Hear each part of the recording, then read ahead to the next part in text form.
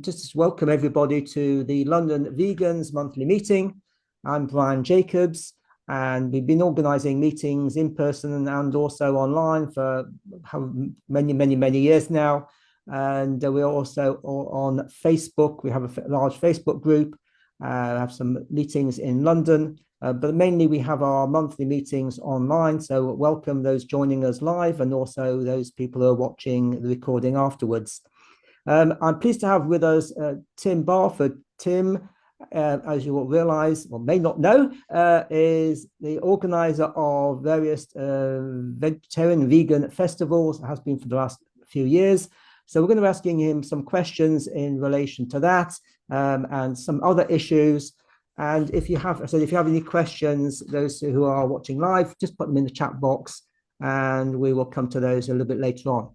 So I'm going to ask Tim if you'd like to just spend a minute or two just introducing yourself and just say about how you got into veganism. I think that'd be useful because I saw some post on this would have been on Facebook just within the last week, and you mentioned about being in a squat and your vegan beginnings. So I don't know if you'd like to share that. Yes, hello, thanks for inviting me on. 11 years since I was since I first came to London Vegans meeting. Actually, I remember in mid-September in 2013 for our Olympia event for the first time. So hello everybody, nice to see a few friendly faces. That's great. Thank you. So I did indeed go vegan 40 years ago. Last weekend was the 40th vegan anniversary. And it was a distinct memory of being in Leeds and Chapeltown. And on a Saturday afternoon, I'd gone around to see some people there. It was an anarchist collective of people living in Chapeltown. And this is 1984, this is right in the middle of the miners' strike. Thatcher's disaffected youth. Everyone was on the dole. It was pretty tough times. Since remember, the dole was about £14 a week in those days. And they were all vegan. I was like, oh, what's this, vegan? It's like, oh yeah, vegan. You know, it's just like don't eat eggs and milk and all that. And I've been pretty much plant-based for about 4 years by then. So I was 21 at this stage. And it's just straight away, it's just, yeah, that's for me, absolutely vegan. So sort of absolutely, as soon as I heard about it, it's like, oh, such really radical.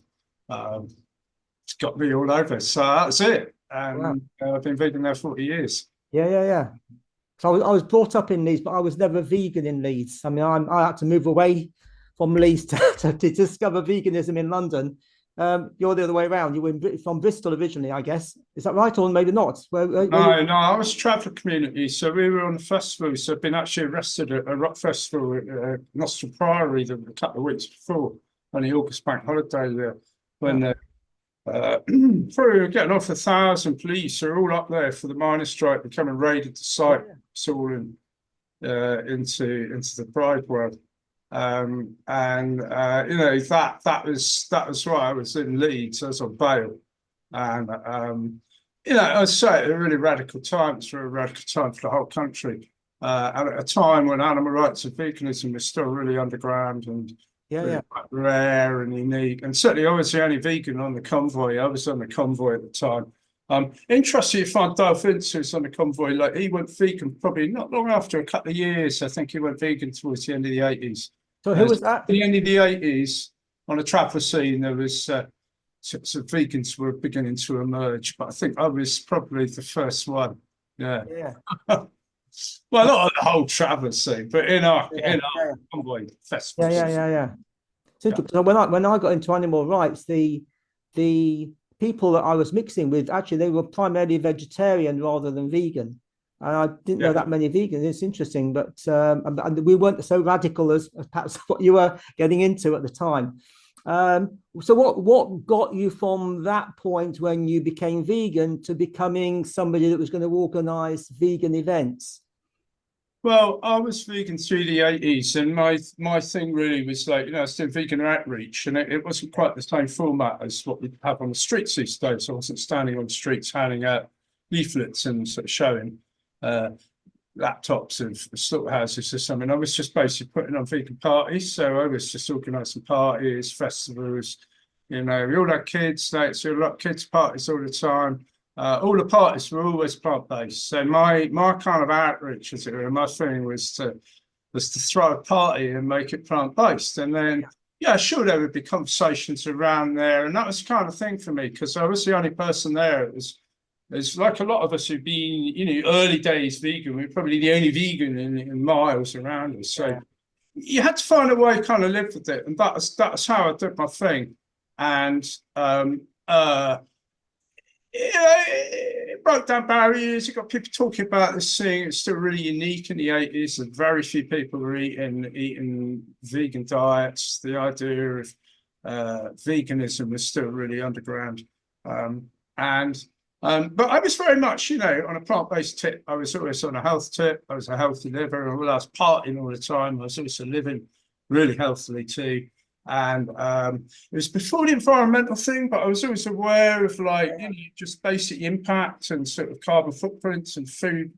So we haven't really identified animal agriculture with environmental aspects then. But so we're already living off grid and living lightly. So for me, it was all part of a kind of holistic thing. It all mapped in with the whole thing.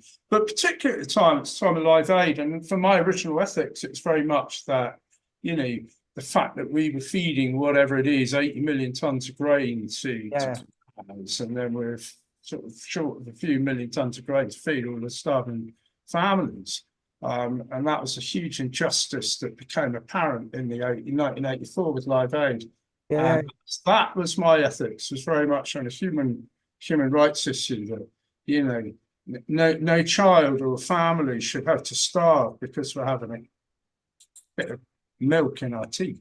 That was the price of a life in 1984. I made that link. And so that was my original ethics when, animal rights came later. Animal rights understanding probably only came for me really about 10 years ago when I really started listening, paying attention to animal rights philosophy, and really started thinking about what veganism meant and what it stood for and the importance of it as a movement.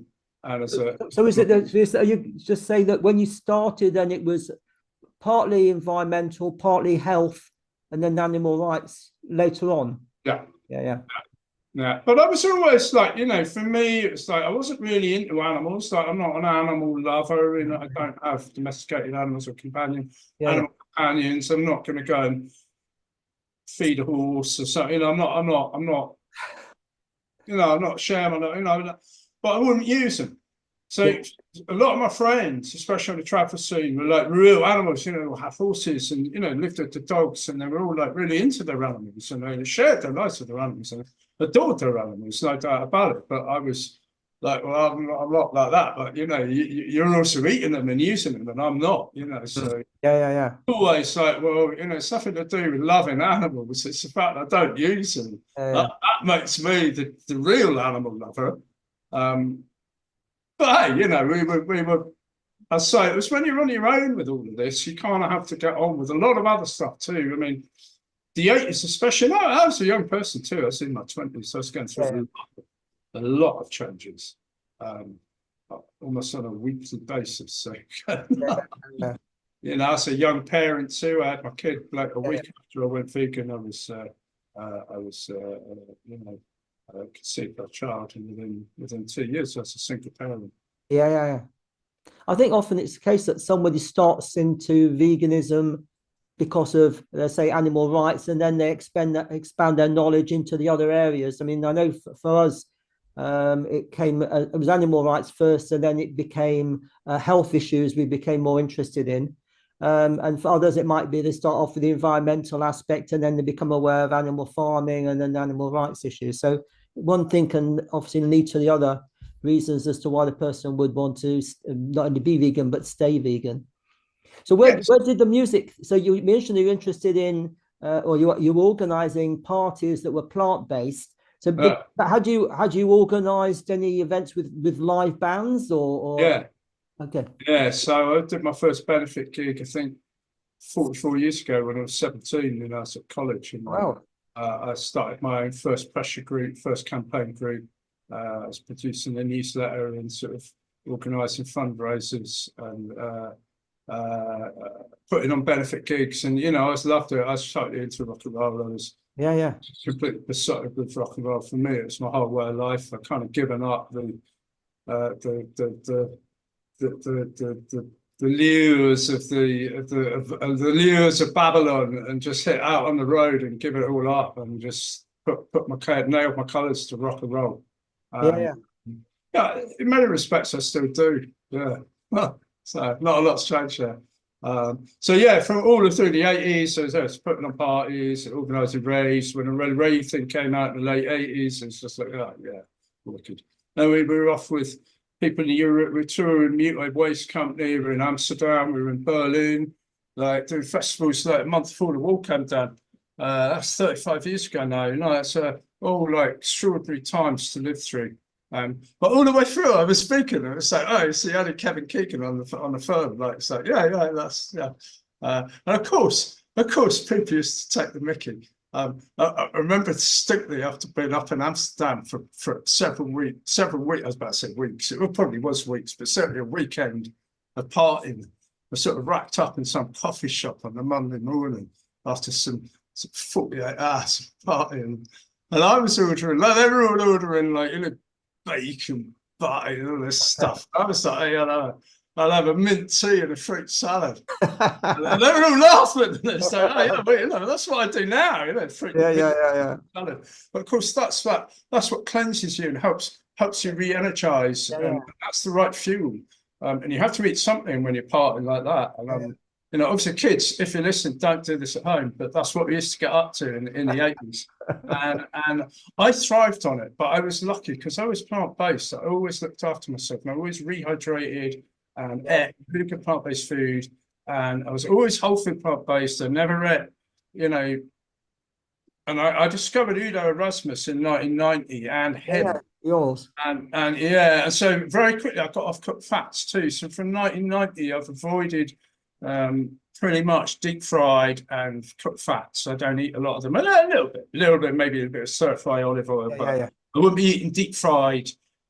No, too carcinogenic. So because of that, I'm now, you know, 61. I'm lucky that I've got a good whole food plant-based diet that see me through for, you know, and I don't stay up for 48 hours partying either. I'm assuming the partying was I feel like a sideline, or it wasn't your career. I mean, it wasn't your job to organise partying type events or music events, was it? It's just my lifestyle. It's lifestyle.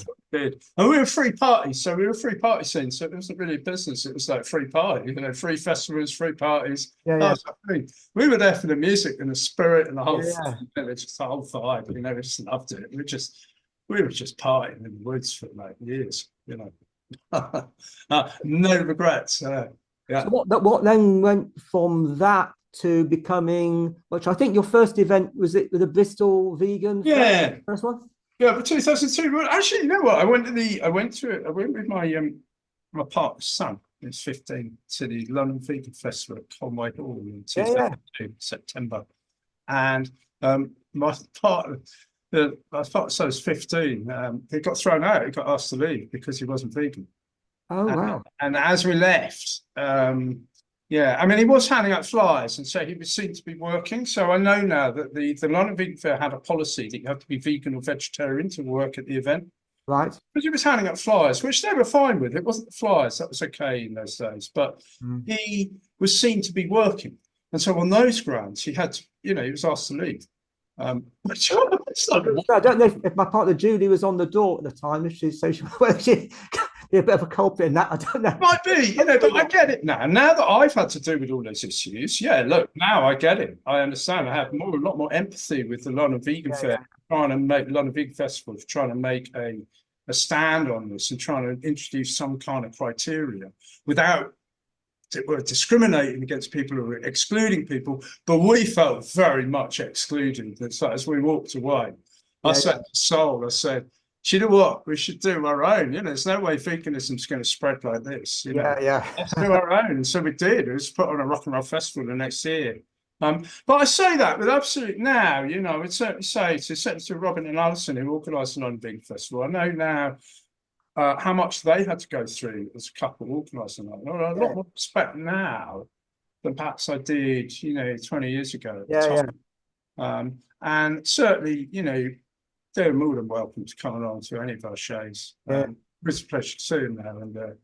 And I think we've all grown up a lot of this. We all went through a lot in this movement. We've evolved, and there's a lot of us carry scars. There's been some battles, but I'd like to think that we can all pretty much get over those. We've got common cause and whatever things have happened in the past. And that's a widespread. That's across the board. But like a lot of things, things happen out of a bit of a split, or you think, well, you know what, I could do something better. Better than that. It's like, it's rather than moan about what someone else is doing, go off and start your own thing, and then people can moan about you and what you're doing. And that's a far better way around. And that's what I did. And it's been a wild road now, 21 years of organising vegan events.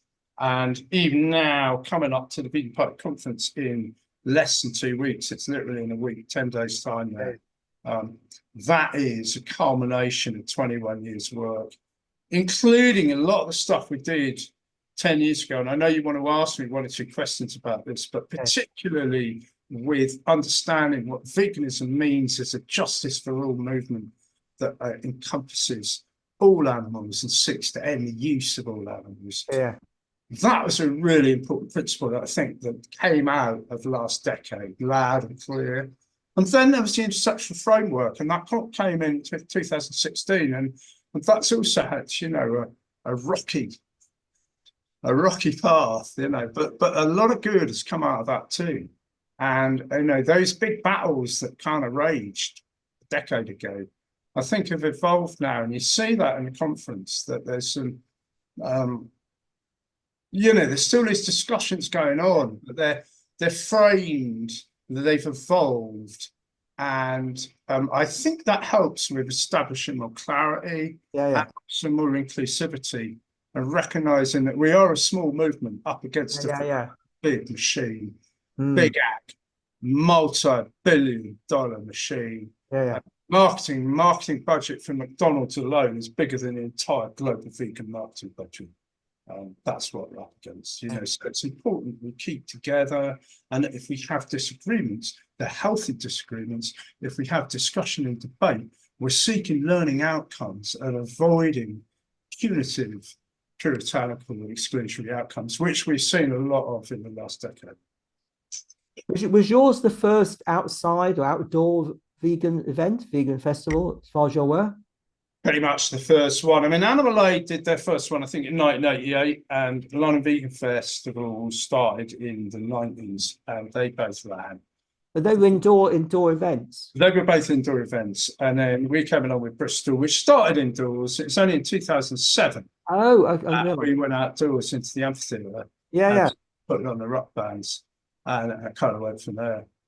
Of course, that's my own first recollection of the Bristol Vegan was the outdoor, which is Jill very much reliant on the weather being. Sorry, I remember the first one at the Watershed in 2003. Right. I remember. Yeah, Jill, you were there, and one or two others. So that was the first one. About 40 stalls, about 1,000 visitors. Then we had a after party with Bez from Happy Mondays up the road. That was great, and that kind of set the tone for. So 2007 we were outdoors. So that was amazing, and that ran to 2017, and then 2018 pretty much packed up with Bristol. Sort of had its day really. And then of course fell on the lockdown. That's been awful. It shut us down, and they haven't come back. The shows haven't come back in the same way at all. And there's a number of reasons for that. Which of the ones that you've organised, and obviously there's been a peak, I think. Which was the one that was the largest of the events? Do you know?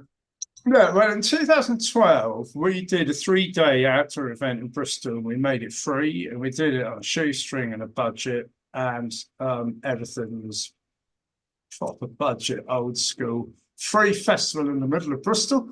guess what? We had close on 20,000 people over the 3 days. Wow. Yeah, Very good. yeah. Bristol loves a free festival. Yeah. Not happy to pay, but yeah, make it free. So yes, thank you. And we did, and that's probably the biggest vegan, event gathering it was. But London, we peaked in 2000. Well, Brighton, we peaked in 2015. Yeah. That was the biggest one there. There's about 8,000 people come through. It was huge. And then we peaked in London, I would say 2017. Right. Yeah. I remember, and I can't remember which one it was. You may remember there was, like for example, at the London event, I think it was Temple of Satan, and there was like long queues for food. And there weren't, those days, there weren't many vegan food outlets where you could get such type of food. No. Yeah, I mean, there were, nowadays, obviously, you can get vegan food in London anyway, all over the place. So it's not such a rarity. But then people are queuing up for quite a long time to get their fix. It's interesting. Yeah. Yeah. So undoubtedly the shift, and you can pinpoint it to January 2018 for people interested in this kind of thing. And that's when Wicked Kitchen launched in Tesco's. Yeah. And within 6 months, every major supermarket had their own plant-based range, Plant Pioneers, or Plant whatever, this, that, and the other, Marks and Spencers. They've all been really successful in their own right. Marks and Spencers had a plant-based growth of 40% year on year last year. Yeah. So that's where all the money's gone, right, and all the interest. But of course, for the independents, which is us, we've really suffered on that. So we've seen a big draw away. The big draws for the vegan events were always 70% food, 70% support the vegan community. And then all the rest of it was of interest, but less interesting. Yeah. And what happened in 2018 is 2 things. One, suddenly you could get food everywhere. And then it went into the high street. You've got people like Greggs and Subway all doing vegan, so it weren't just the supermarkets, but it was all over the high streets, trains, Pizza Express were doing vegan pizzas. But also, not only, so that took away from the independents, obviously, and you may remember the Miss Cutco shut. Directly related to that.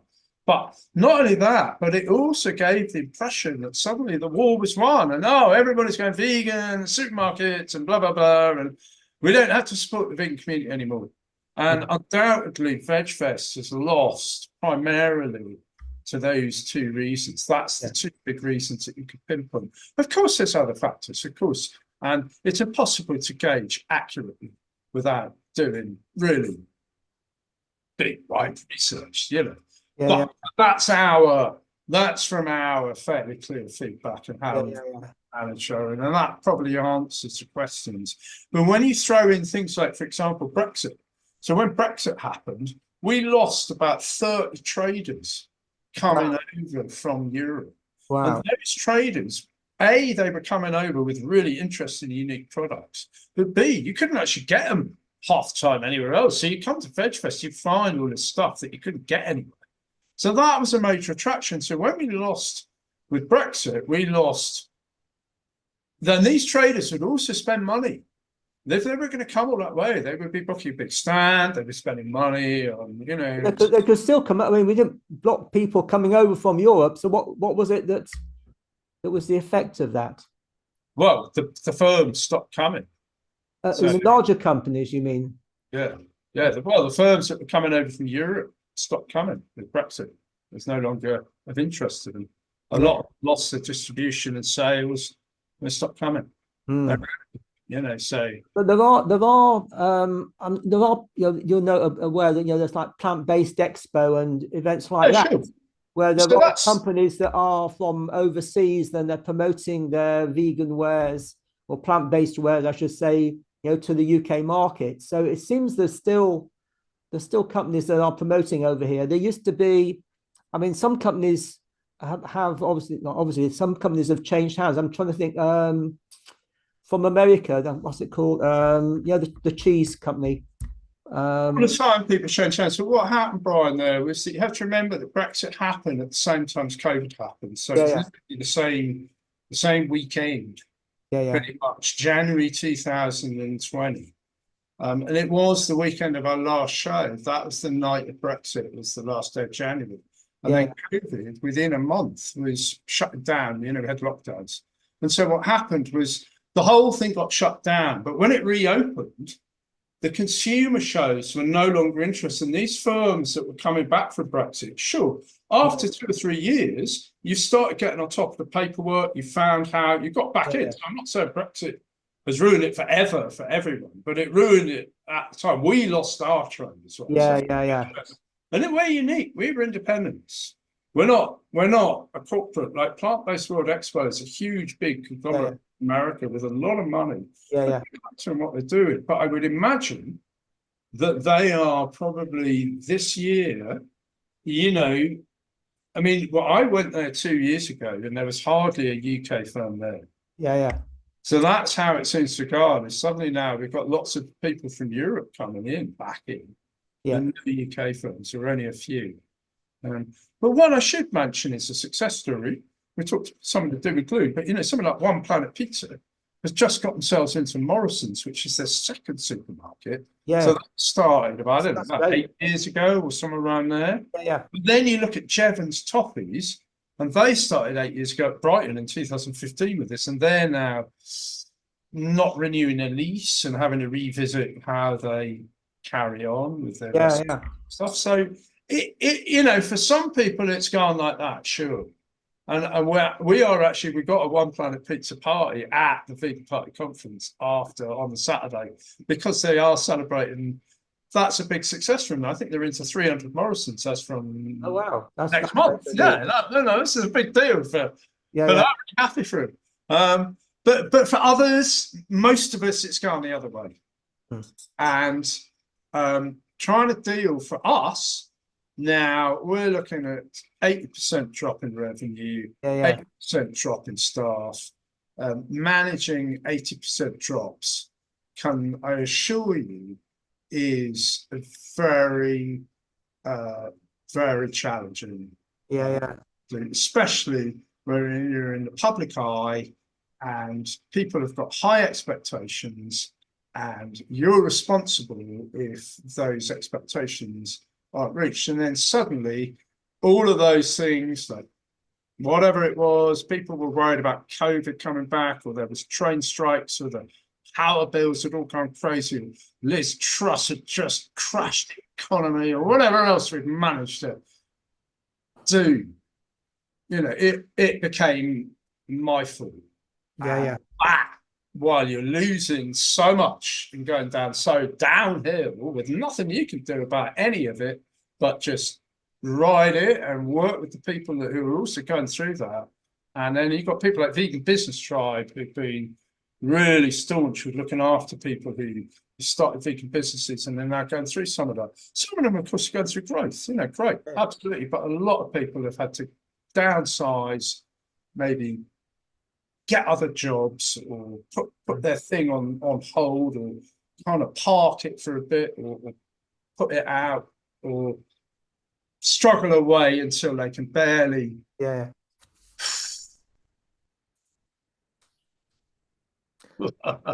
you have a sense of how many visitors, or what proportion of visitors that come along to the VegFest events are vegan, and what percentage are non-vegan? Yeah, sure. So last year we did really accurate feedback for that. We had a good form that was online and on paper. We get a good sample size, so we were getting regularly 300 or 400 people filling that in. We got some really good feedback from that. We kept the shows the same feedback, so we had a level. It wasn't academic standards, of course not, but it was pretty good research. It was pretty useful feedback. From that we gleaned some pretty useful information. But what you saw was pretty roughly consistently Brighton, Bristol and London was 70% vegan, 30% plant-based curious, either flexitarian, vegetarian, pescatarian, but rarely omnivore. Usually they're already making some kind of like I call them plant-based curious, or pretty much plant-based. Yes. And those are the people that make up our audience.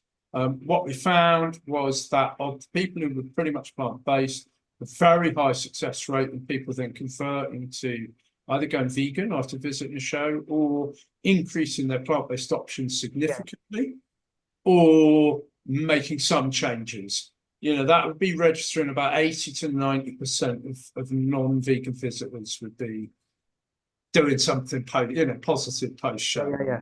And that was really encouraging. I think the reason for that is because I think, and we come to this when we talk about, meat reduction, is that people, some of us can go vegan overnight, but a lot of us take a while. Speciesism deeply embedded us, and we get a bit of information here, we see something there, we maybe get a bit curious there, we have a friend who's there, we see something on, and then maybe then you go, you go to something like a veg fest, and it all clicks into place, and then whatever was holding you back, you go, oh, you know what, I can actually live without cheese and whatever it is, etc. And so I think that's why VegFest has a really high success rate. I think it builds on the work that a lot of other people are doing. So I think it's a really good tipping point for people. And I think part of that is because you get such good energy at the vegan events because there's so many good people there. There's lots of good people. We've got lots of good people in a room together. It's like, oh, guess what? Throwing all the cake and all the rest of it. It's a recipe for success. You did a plant-based event rather than a vegan event or a veggie event a few years ago. And I know John was asking about whether you could do it may not necessarily be called a meat reducers event, or maybe there could be something else. But I think the idea that John was suggesting was that, there was obviously a lot of flexitarians out there. If you had an event that was appealing to them, even though all the food at the event would be vegan, but maybe encouraging people because it's like a number of years ago, you realize that restaurants, if they call themselves vegan and the name of a restaurant, they'd basically be putting people off from coming to that restaurant.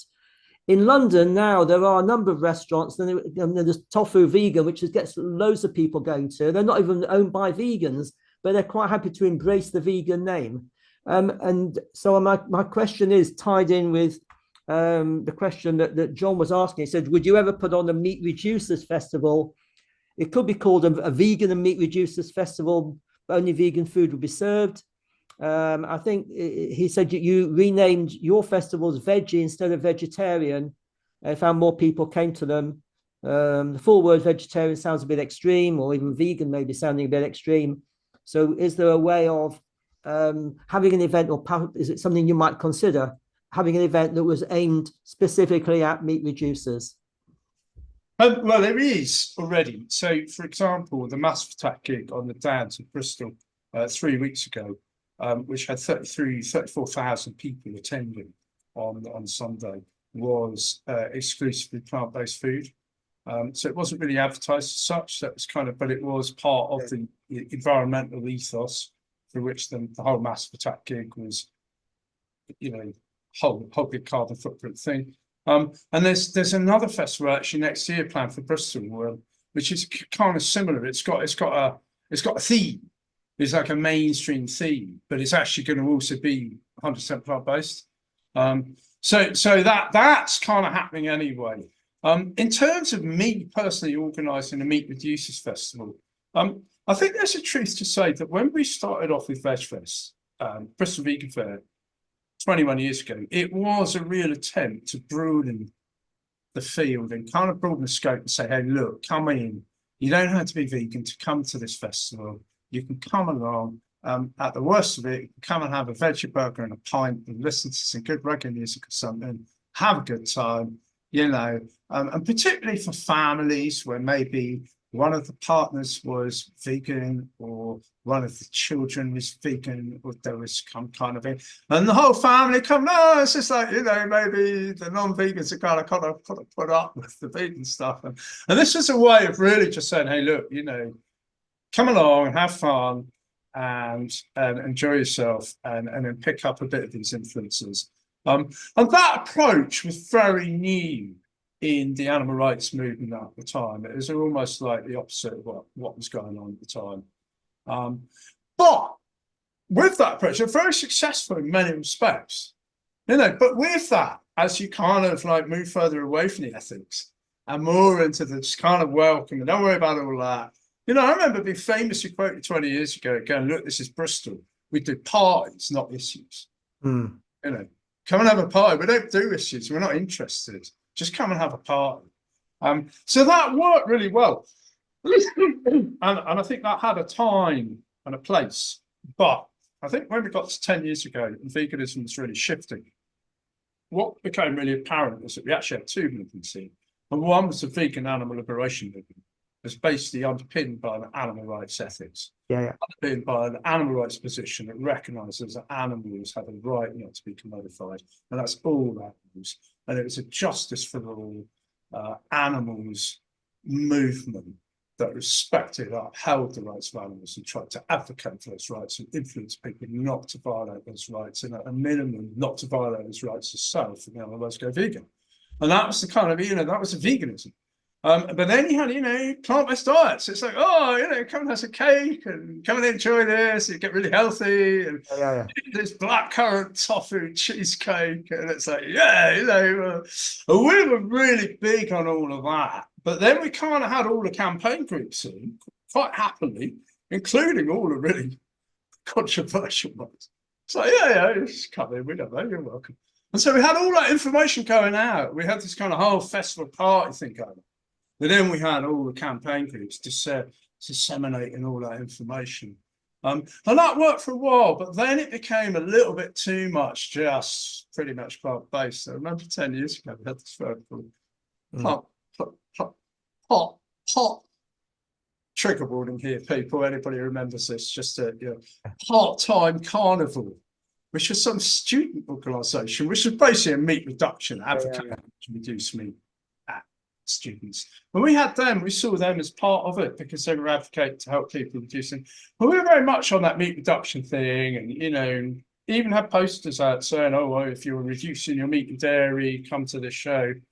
But then I kind of started getting into the animal rights thing and understanding actually these things are getting conflated, and that these are diluting the ethics of the veganism. And veganism is a justice for all philosophy that we've inherited, if you like, like our social vegan social movement founders from 80 years ago, created all of it. We've inherited it. We come and uncommon right. It's not really ours to mess around with. It's ours to preserve and advocate. And so to answer your question, would I do a meat reducers festival? Absolutely not, because that would be completely against my ethics of recognizing animals as individuals and having a right not to be commodified. And the idea is saying, come along and just leave some animals on the plate and have a festival, while we're literally saying it's just fine to use animals, but just try and use less of them, is completely now something that I would not want to advocate for at all. And so I'm clear about that. And I would always advise, we had this come up on a live stream just last week where David Rams, who's a street vegan activist, does a lot of work. It's 6 years out on the streets, advocate for veganism. And he was saying how he started to sort of drop the bar and he feels more comfortable about trying to get people to maybe just give up milk or give up eggs or, baby steps. And we've had all this conversation before. We'll be having it again at the Big Party conference. And I would just draw the attention to Casey Taft's book, motivational methods for vegan advocacy. And Casey, you should read this book about 8 years ago. And he pointed to, as vegan advocates, we should always be clear about where the bar is, and then help people motivate with motivational techniques to reach that bar. But the bar for the vegans is no animals. We don't use animals. That's the underpinning principle. It's very short, sweet, and simple. We do not use animals. Period. No animals. All animals. That's the message. That's the bar. Yes, of course. Not like use some animals when you feel like it, and kind of well done. But at the same time, if people don't reach the bar, We shouldn't be discouraging them and shaming them for not, but we should be clear where the bar is. And then remember that it's rare that anybody goes vegan after just one conversation. So you're there representing veganism as an advocate. For that period, you're communicating. And it's really your job to communicate what veganism means as a justice for all philosophy. And then let people, work towards that bar and help them along the way. But to drop the bar and say, hey, look, let's just leave animals on the plate. Let's just kick them under the bus. And who cares about challenging property status? And just let's reduce them to commodities and talk about reducing meat and dairy. That's not veganism. That's not an animal rights position. That's something else. And though those people that want to do that, and it's the same with the welfare, it's the same with the RSPCA. Look, if you want to advocate for higher welfare, that's up to you. But that's not for the vegan. The vegan is to advocate for the end of the use of animals, not to put them in a bigger cage, it's to have an empty cage. And no, we're not reducing the meat and dairy, we're ending the use of all animals. So no, I would not entertain that. So at one of your, if at one of your events, say Compassion in World Farming or the RSPCA wanted to have a stall, would they be definitely a no way, because they are for compassion and they are about animal welfare rather than animal rights?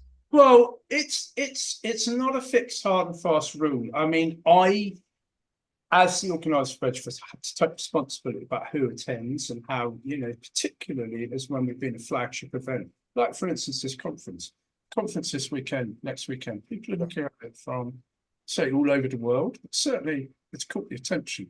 We've got a very evolved collective here. I hear people from other countries talking about the UK collective being 4 or 5 years ahead of other countries. So people look to our collective. Vegan Society is 8 years old. Viva's 30 years old. Veganuary is 10. Animal Justice Project are 10. Vegan Runners are 20. Animal Aid is 47. We've been doing this a long time. Ronnie Lee has been vegan since 1972. We've got Kim Stallwood and Roger Yates were vegan in the 70s. We've got lots of people. We've got a wonderful history. All these activists, we've got these people like Lynn Sawyer who's still with us and talking about animal rights. So we've got this rich history. Tom Harris from Shack Justice. We've got this really rich history. And people are looking at us, sure. Animal Think Tank, the work that's come out of them. And just yesterday, they published a recent research about what increases the general public's empathy with abolition of the use of animals, and some really interesting research, particularly around looking at animals as individuals and talking about stories of the individual animals. So when something like Esther the Wonder Pig, a fabulous example, something that really resonates with people who are not vegan and can really help carry the vegan message. But yeah, it's really important at this point to be clear about our ethics. The vegan movement is still quite small. I mean, it's estimated 80 million worldwide, but it depends how you define a vegan. But as an ethical vegan, I think we're approaching about 800,000 in the UK now, and that's a lot more, 2 or 3 million, pretty much plant-based, and then millions more, pretty much plant-based. But it's very important to retain the original ethics of veganism and make sure we advocate for that. But in a way that is also empathizing with people that it's not easy for people to go vegan, even if we all think it is, because we've got there. Yeah. To remember how long it took some of us to go vegan and maybe stay vegan. And that's not always easy. Sure. We get very impatient. Rightly so. Rightly so. There's victims at stake, Yeah. Thanks for that. Just an extension of something you mentioned, because you mentioned some of those vegan societies, organizations. Paul had written in and said, do you feel that VegFest UK gets enough support from vegetarian organizations in the UK? It mentions Viva, the Vegan Society, Vegetarian Society, obviously based in Bristol, based in Manchester, they're based in Birmingham.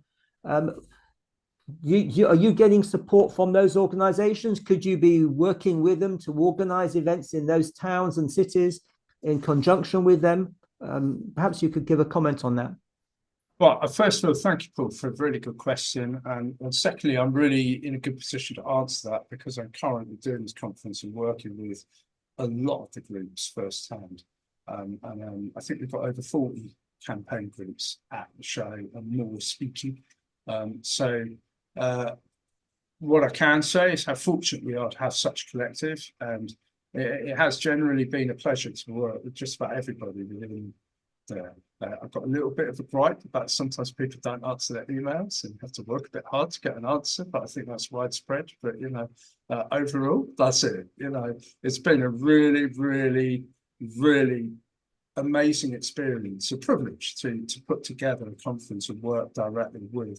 And I can assure you that all of the groups are really supportive in their own ways. But also all of the groups are faced with their own challenges, particularly with fundraising. I mean, fundraising is a really difficult one particularly because obviously costs of living's gone up. So overheads, there's a pressure on a lot of the groups to keep meeting their fundraising targets, and that's tough. That's tough pressure.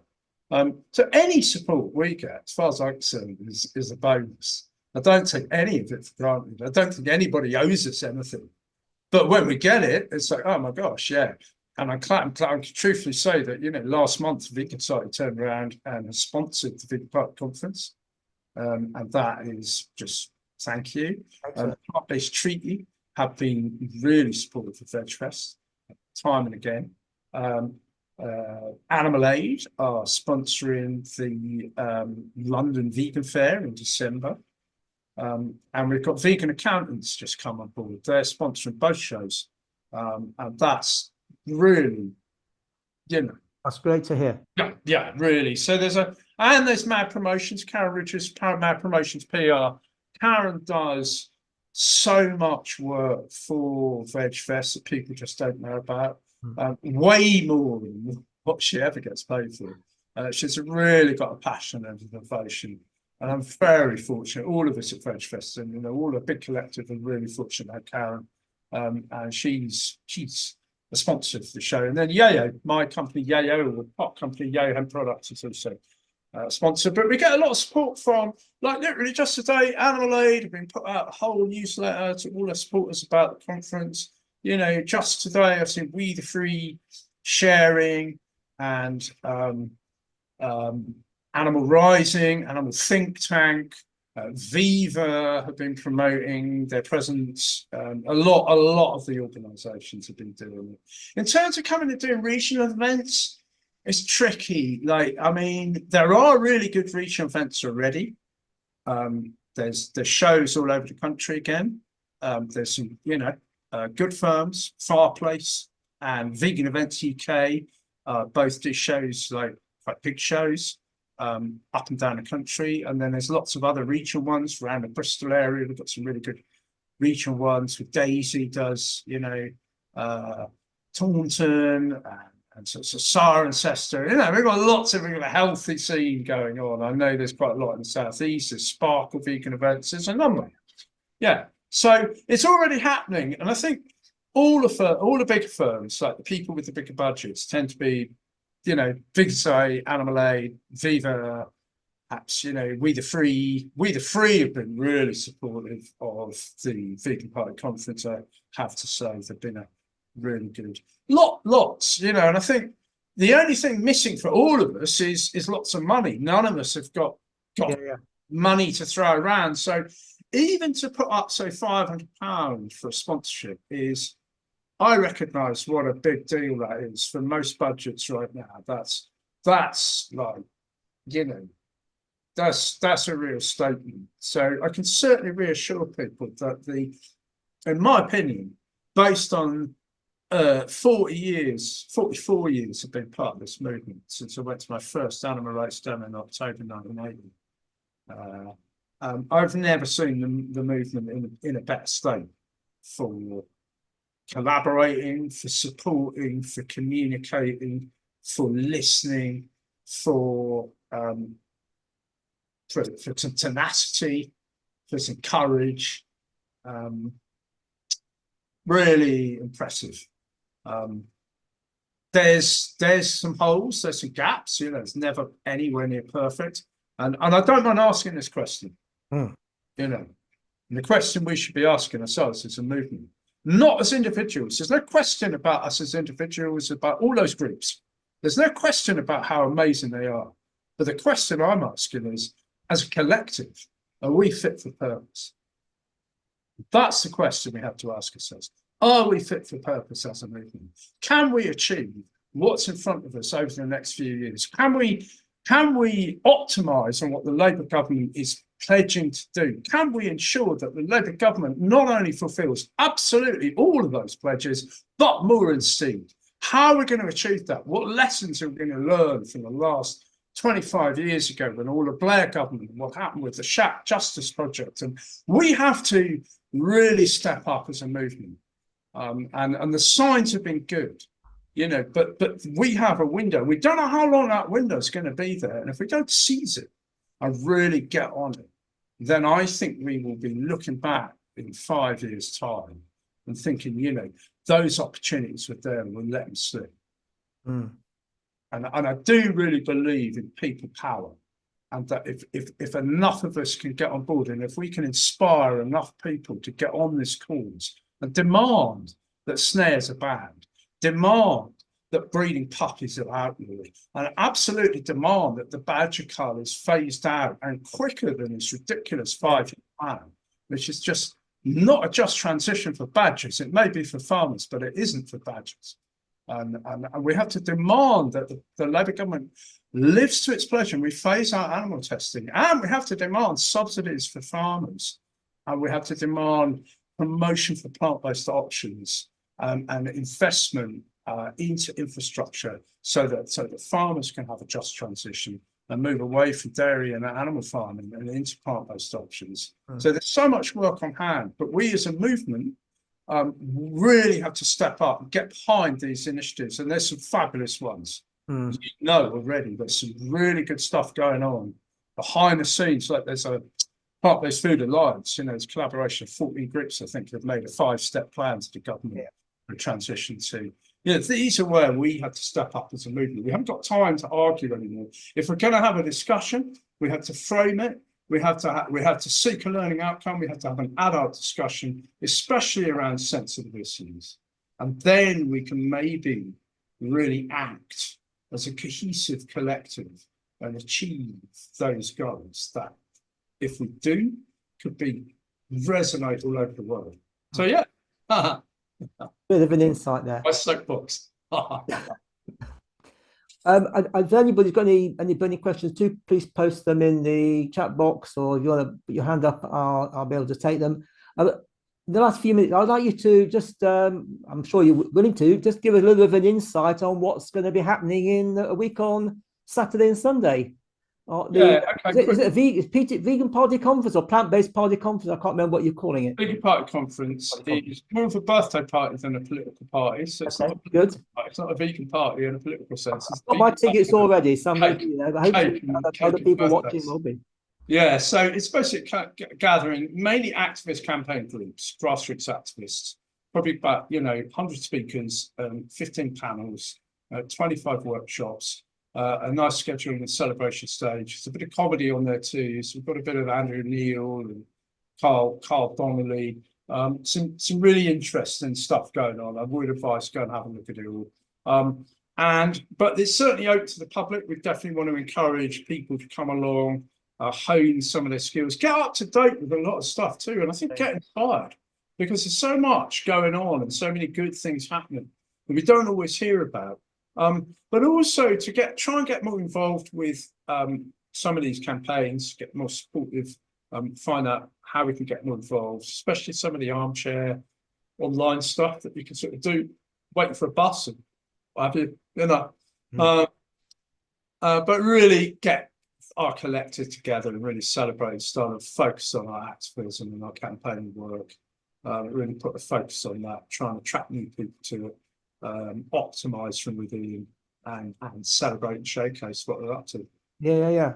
Yeah. It's only, I think it's £10 a day or £18 Yeah. for the weekend. So it's, I mean, it's, Yeah. I know some people always complain about pricing, but if I was going to a conference, a business conference, I mean, they would be charging like £150 Yeah. a day's worth of speakers. Yeah. And I've always said to people used to complain about VegFest having to pay £8 or whatever it was. Yeah. And I say, look, just for the benefit, the benefit to you of attending just one or two talks is worth more than that. Anyway, I hope it's going to be well attended. I said I'll be seeing you there, and I hope some of the people watching will be coming along as well. John, you've got another question. Do you want to unmute yourself? Yep. Yes. Hello there, Tim. Oh. Right. Yeah. I know you said at the beginning that your biggest motivation for going vegan was health, because people didn't know much about all the other factors so as much as they do now. Just wondering, what's your main? Is health still your main motivating factor for being vegan and wanting to promote it, or all the various reasons are all about equal now with each other? Well, thank you for asking that. What I promote now is what we call holistic veganism.